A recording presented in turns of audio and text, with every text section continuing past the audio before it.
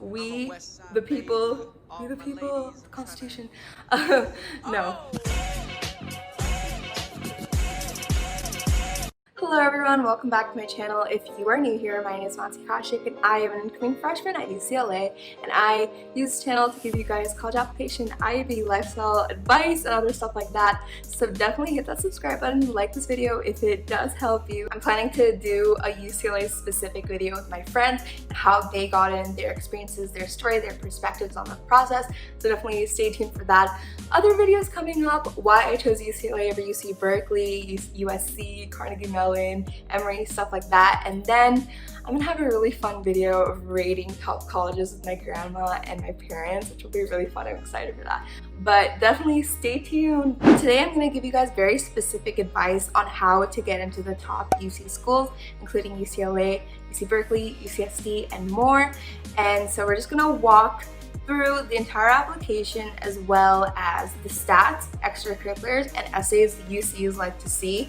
I'm going to be focusing more on UCLA and UC Berkeley because a lot of you ask about that, but this applies to all the UCs, and this will apply for both domestic and international students. A little bit about me: I used to live in the Bay Area in California, and then I moved to India. So I did high school in India, so I applied as an international student, but since I'm an American citizen, I didn't really fall in an international student category, but I also didn't fall under the domestic category, so I was sort of like in the middle sort of thing. So I hope this helps you guys, because I know the UC application is due on November 30th, so that's now, gotta get going. Number one, the UC application. So in the same way that the Common App and the Coalition App are two separate entities, it's two separate applications that you have to fill out. The UC application is the same thing. You have to fill out your details once again. I know it's really annoying, but you have to do that. The UC application asks you to self-report your scores, so you actually have to input all the grades you got, all the classes you took, and if you did the IB or the IGCSEs or the A-levels,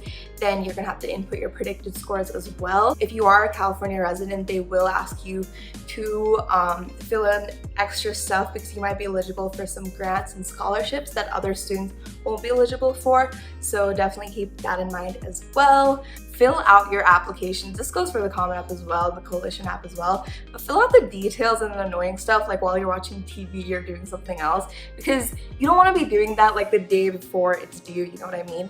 So try to fill that out and then focus on your essays and other parts of your application that are more important later on. But let's start with academics, and I know no one likes to talk about this because it's a stressful part of the application. What if you don't do well?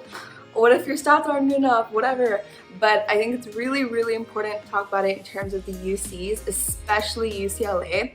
I cannot stress how much UCLA stresses upon stats, because UCLA, think about it, they get a lot of applications, and the first indication they get of you as an applicant and as a prospective student is your GPA or your SAT score, whatever they see first. And they say that they don't have a cutoff for GPA and SAT scores, but I think deep down they do. Because obviously there are going to be people who get in with a 2.5 or you know, a 3.0 or something, but consistently, if you look at the trend of students who do get into UCLA, they all have high GPAs and high test scores, and these same students might not get into private schools or Berkeley, where they are more holistic, whereas UCLA is more data and stats and academics driven because they have so many applicants. So if you want to get into UCLA, pump up your grades. Berkeley, on the other hand, and UCSD and UC Irvine, from what I've seen, are more holistic in that they will look at your entire application rather than just immediately looking at your stats and filtering people out. And again, this isn't me saying that UCLA does this for sure. This is me looking at trends and realizing that, yeah, UCLA does immediately admit someone who has really high test scores and GPA. Other than that, the UCs only look at your 10th and 11th grade GPA. So if you did high school in the United States of America, I would aim for an unweighted GPA of 3.95 and above, a weighted GPA 4.4 and above. If you did the IGCSEs, which are the Cambridge International exams, then I would aim for A's and A stars, preferably no B's, obviously, but it doesn't matter like what kind of combination you have of A's and A stars, but just get A's and A stars, even if you have only like 1 A star and 8 A's. That still works, that's still great. As far as the IB goes, aim for 38 plus. As for test scores, for the SAT, aim for 1480 plus, preferably 1500 plus, and for the ACT, either 33 or 34 plus will be great. My stats were sort of along these lines. In my SAT, I got a 1540. In 9th grade, I did the IGCSE, so I got 5 B's, 1 A star, and 3 A's. And then in 10th grade, in my IGCSE board exams, I got 5 A stars, 3 A's, and 1 B. And then in 11th and 12th grade, I did the IB. In 11th grade, I got a 36 on 42. In 12th grade, I got a 38 on 42. And then in my IB final exams, I got a 41 on 45, which UCLA didn't see when they were admitting me. If you want to know more in detail and you want to know my advice on stats and GPA conversions and stuff like that, definitely go check out my stats video, which I put over here.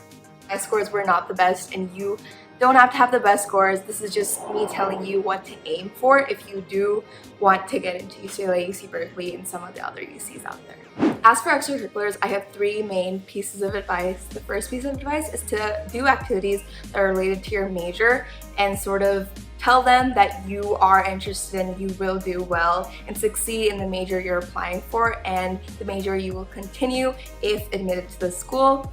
Secondly, do activities that show more about you and what your interests are outside of academics.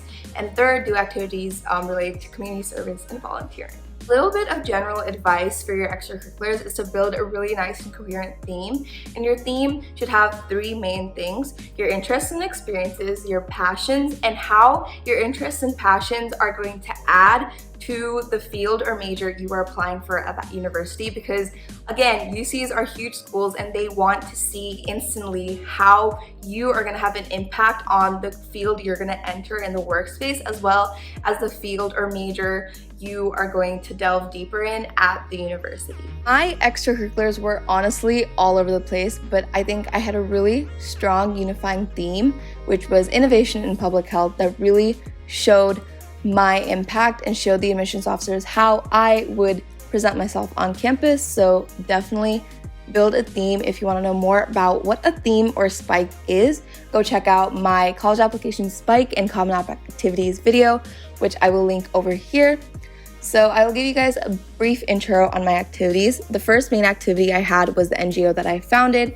In that, I basically taught differently abled young adults how to make different products, and we sold those products on platforms to earn them a basic income. Then I wrote a research paper. I was a political advocate.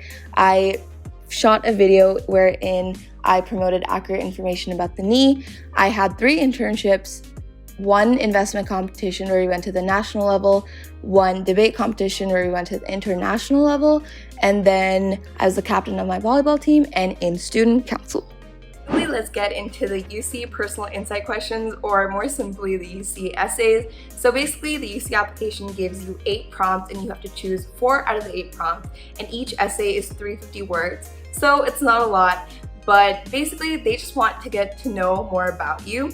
And I have an entire video on my essays. I read out all my essays and then I break them down and give you a lot of great advice on how you should approach your essays, as well as which prompts you should pick. So definitely go check that out. I'll link it right here. But just for general advice, if you don't want to watch that video, to really explain your activities, extenuating circumstances, your unique factors in your essays, because if they see something really, really cool in your extracurriculars or activities section, they are going to turn to your essays to get more insight on that factor or idea or interest or passion. Number 2 is to get to the point as soon as possible. They don't have a lot of time to read your essays and you only have 350 words to get to the point. So get to the point as soon as possible. Don't try to explain your emotions and feelings and stuff. They don't want that. They want to see what you've done, what impact you've had, what impact the activity had on you. And my third and last advice for the essays goes back to the advice I gave in the extracurriculars part. It's to build a really, really nice theme. The theme you try to build in your extracurriculars should explicitly be stated in your essays. The admissions officers might get a vague idea of what your theme is through your activities, but they will definitely and for sure know when you explicitly talk about it in your essays. So definitely do that. That is it for today's video. Thank you so much for watching. If you haven't subscribed yet, definitely subscribe and like this video if it helped you. Reach out to me on my Instagram, my email, or whatever. They're all gonna be in the description below. So definitely do that if you have any questions. I know I reached out to a lot of people on YouTube and my seniors and stuff to get really good advice. And to be honest, the Constitution. No. The people who just went through the college application process have the best advice to give because they learn from their mistakes, they know what mistakes they made, and they're going to tell you to not make the same mistakes. So definitely reach out. Stay tuned for many more fun, cool, weird, exciting videos I have planned for the future. I will see you guys next time.